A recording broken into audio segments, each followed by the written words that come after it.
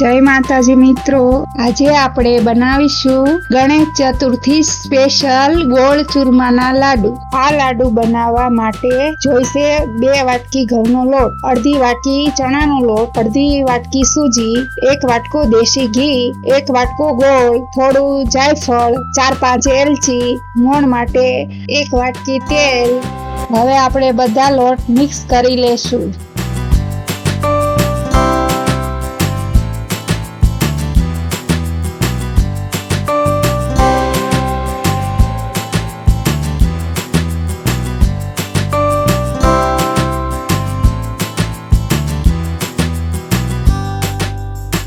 એક વાટકી તેલ લોટમાં નાખીને મિક્સ કરી લેશું।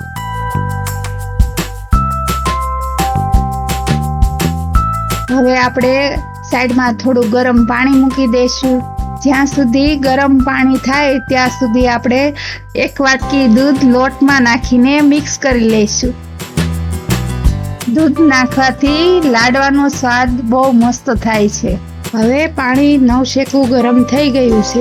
હવે ગરમ પાણી થોડું થોડું નાખતા જઈશું ને લોટ મિક્સ કરતા જઈશું।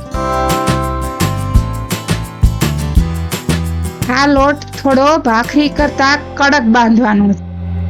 હવે આપણે તેલ ગરમ કરવા મૂકશું, ત્યાં સુધીમાં આપણે આ બધા મુઠિયા વાળી લઈશું।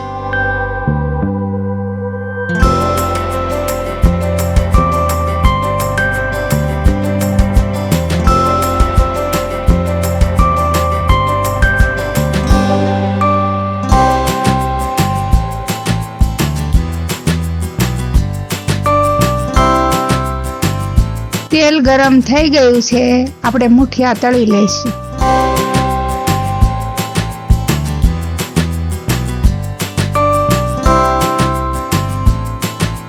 હવે મુઠિયા બ્રાઉન ગુલાબી થાય ત્યાં સુધી તળી લઈશું।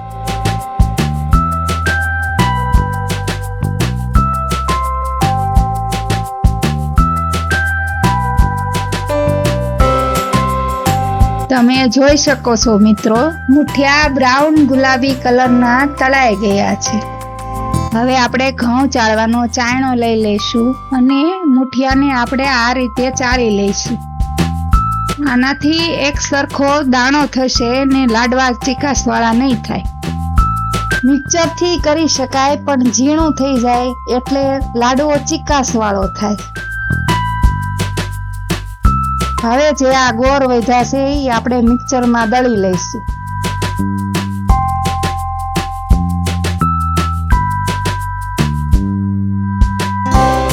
તેને પણ ફરીથી ચાળી લઈશું।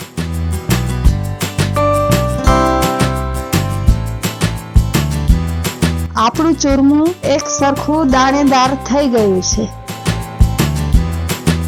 હવે આપણે 1 કટકો જાયફળ ને 5 ઇલાયચી ખાંડીને ચૂરમામાં મિક્સ કરી લઈશું।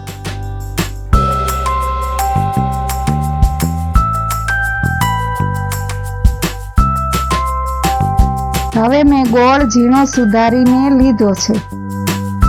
હવે આપણે 1 વાટકો ઘી ગરમ કરશું અને ગોળ નાખી દઈશું।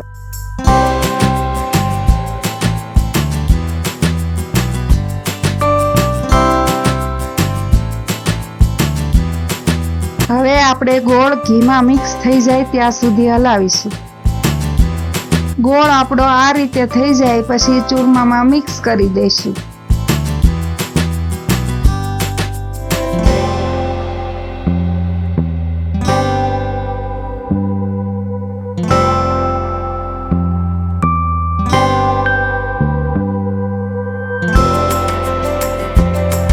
હવે આપણે આ કાજુ બદામ ને દ્રાક્ષ લીધા છે એ ઘીમાં શેકી અને ચૂરમામાં મિક્સ કરી લેશું।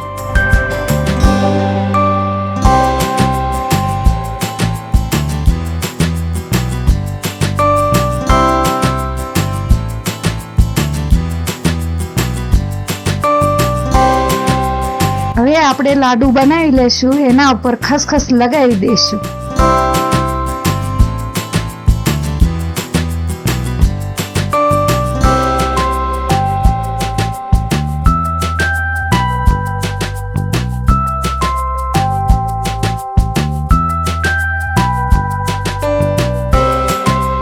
મિત્રો આપણા ચૂરમાના લાડુ તૈયાર છે.